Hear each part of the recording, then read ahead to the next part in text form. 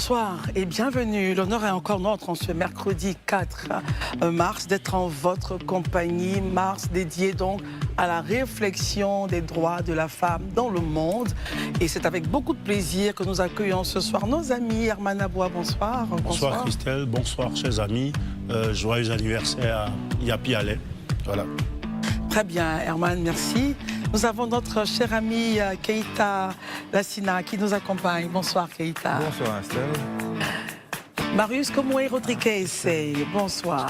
Bonsoir Christelle. Qu'il me soit permis également de saluer donc Miss Deignan Ange Noël, une de nos habituées du Grand Talk qui réside quant à elle à Blocos dans la commune de Cocody. Très bien. Docteur Barry, bonsoir.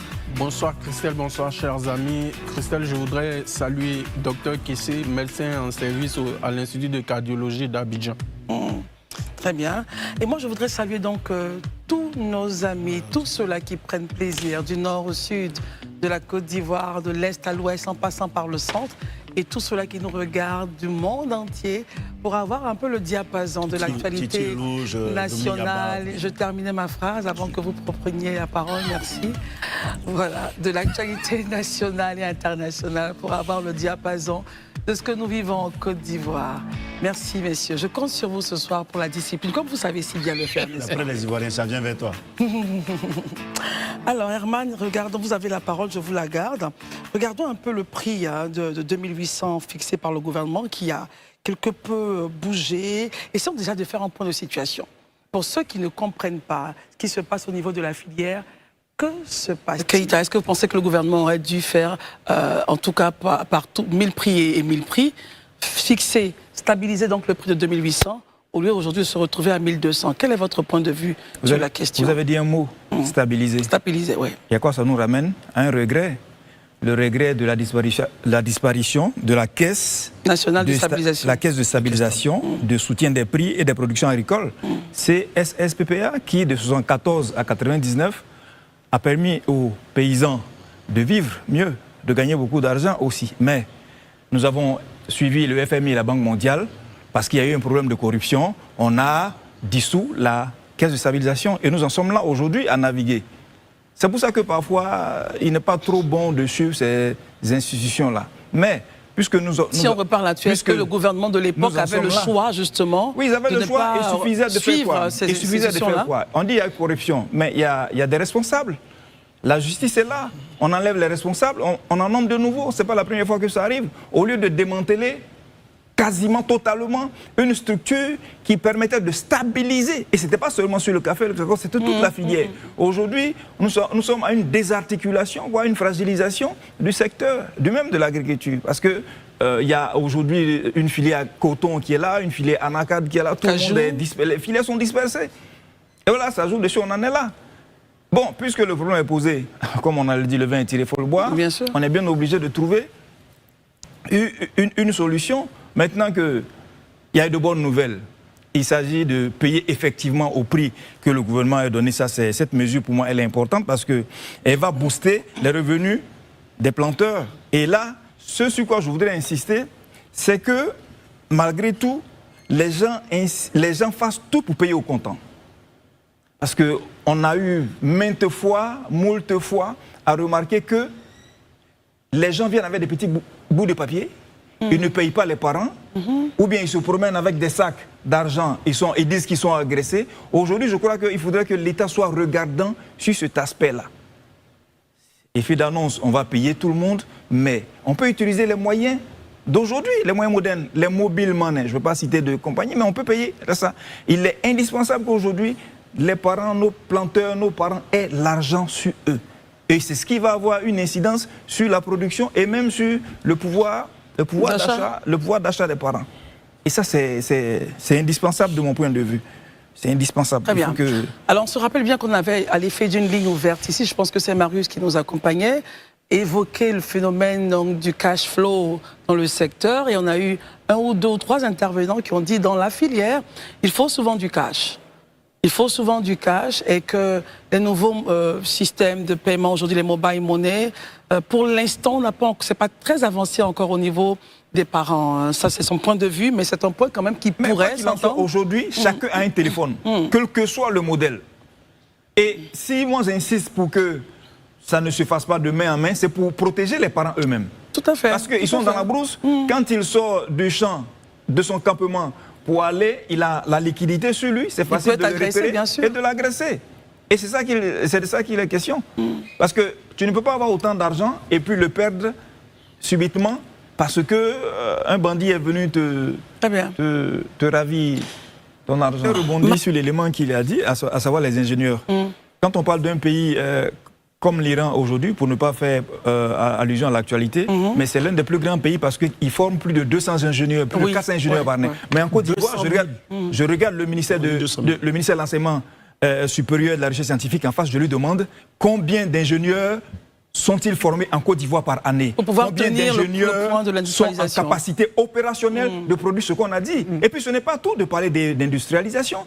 Si on fait l'industrialisation ici, mais les gens qui consomment là-bas, est-ce que ça va se faire avec les marques et les normes européennes ou bien les marques et les normes africaines? Est-ce qu'ils vont accepter qu'on produise à la fois les fèves et qu'on leur vende en même temps tout? Est-ce qu'ils vont l'accepter? Je crois que c'est un défi. Bon, mais ce n'est pas tout. Oui, allez-y. Le marché africain aussi. Bon, le marché africain, on va voir le pourcentage, le taux de consommation en Afrique, en Côte d'Ivoire. Combien de personnes consomment le cacao, le chocolat en Côte d'Ivoire? Mais on le vend. De toute façon, je pense que... S'il vous plaît, parlons. Il y a une étude de faisabilité qui doit être faite. Il y a une étude de faisabilité qui doit être faite dessus pour adresser cette question sérieusement. Parce que sinon, on va aller... on va naviguer à vue. Bon, je ne dis pas d'or au but, mais on va naviguer à vue. Mais en plus, il y a un autre problème. Il y a un autre problème. Le Brésil a arrêté l'importation du cacao ivoirien et a demandé des garanties à la Côte d'Ivoire relatives à la traçabilité. Mais il y avait un autre problème avec les sénateurs américains.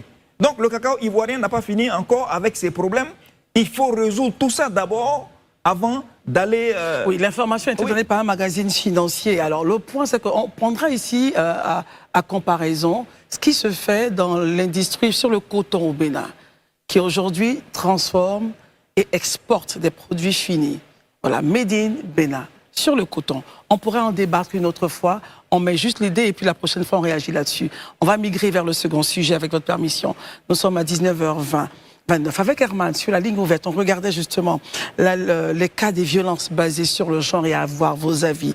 Je rappelle les chiffres, 10 547 cas de VBG recensés en 2025 contre 9 607 en 2024. Herman, notre spécialiste mathématique, donnez-moi le gap qu'il y a entre les deux points.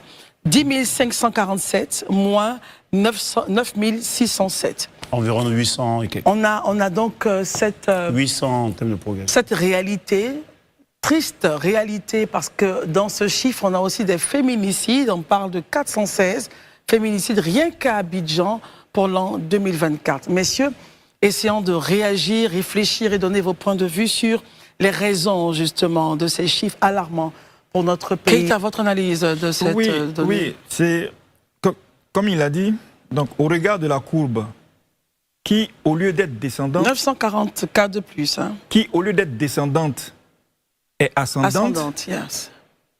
Cela appelle de ma part quelques interrogations. Lesquelles? Est-ce qu'aujourd'hui on peut parler de faillite des ONG nationales et internationales?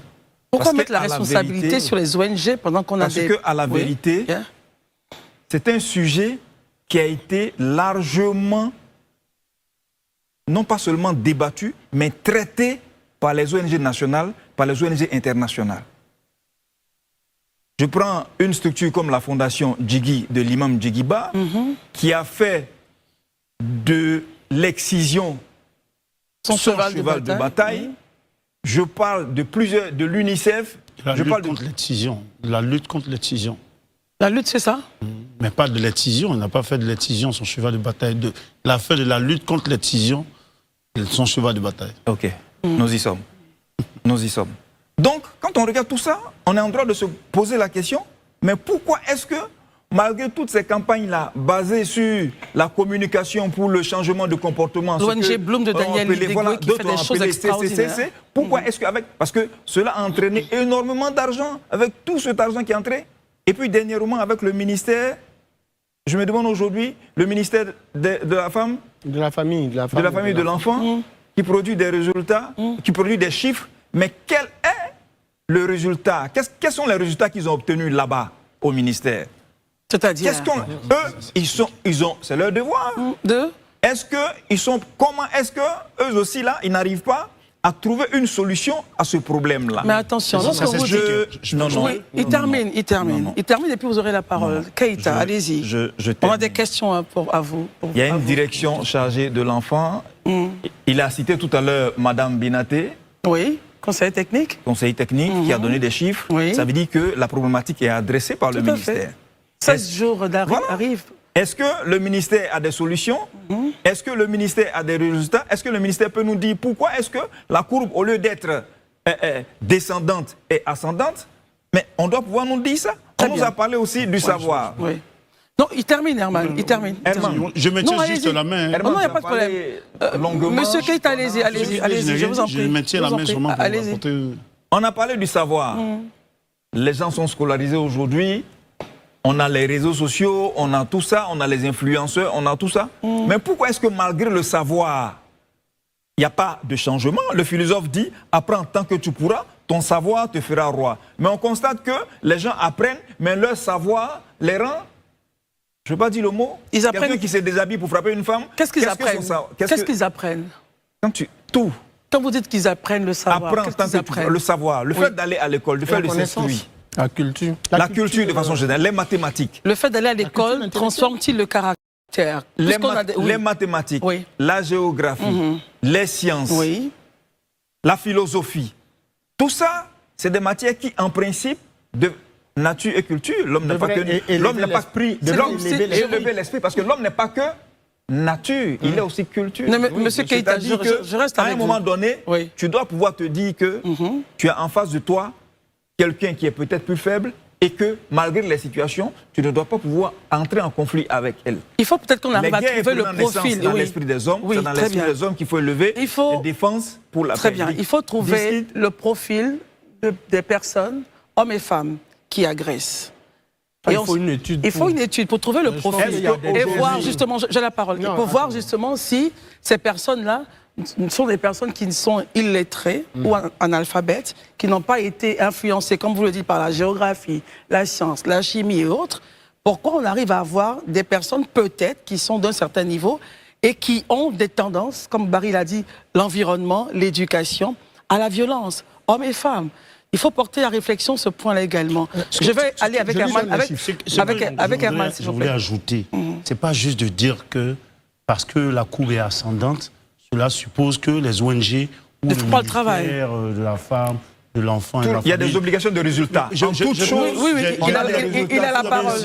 Il a la parole. La réciprocité. Non, je n'avais pas parlé. S'il vous plaît, monsieur. Les obligations. Monsieur Keïta, s'il vous plaît, allons-y. Herman a la parole. Non, Herman a la parole. Herman a la parole. Herman a la parole. Allons-y.